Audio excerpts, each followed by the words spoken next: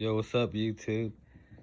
Been a minute since I made a video, but I jumped out of the hobby. Now I'm back in, rebuilt this, or working on this 65 gallon.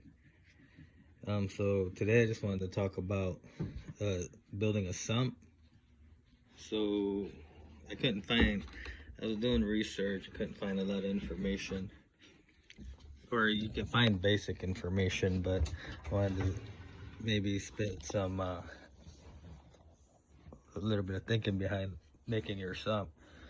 So, every time you got an overflow system, I got my plumbing done. We'll talk about that later. But every time you got a sump system, you got an overflow system. The one thing you really got to worry about before you build your setup is back siphon, right? Power outage. So now you want to make sure that your sump has enough volume to get all that water if you run into a power outage. Well, so basically you can find a tank volume calculator. I think BRS has one on their website. So basically it's gonna drain from the right side down into the right chamber, and then it's gonna return pumps on the left. So now you look at this first chamber, it's got all these slotted ports, whatever. And then you look at this chamber, that sets the water level. So I bought these from Amazon, and then these are supposed to be close to 8 inches tall. But I think the measurement right here, where that water level is right 7 inches or so. So you use that calculator. So this is a 20 gallon long. It's 30 inches long.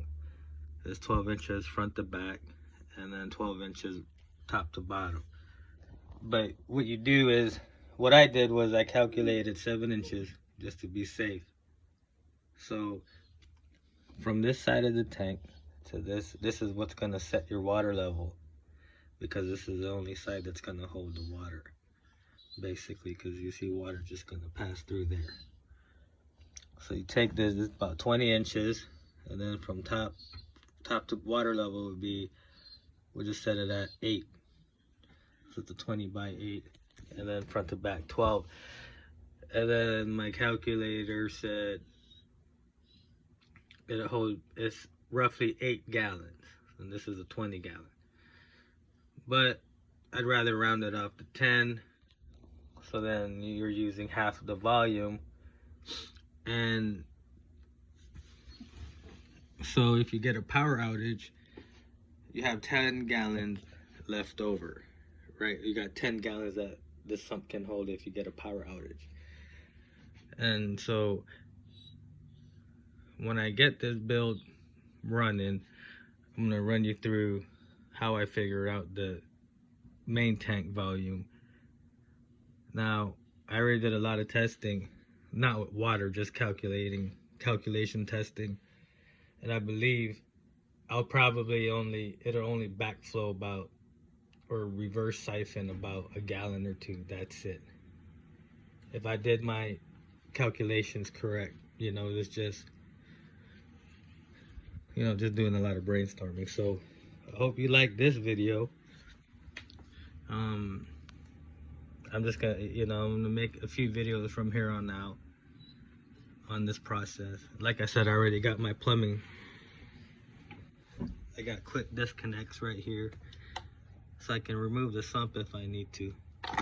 But we'll get that in the future videos. All right, man. Thanks for watching. Peace.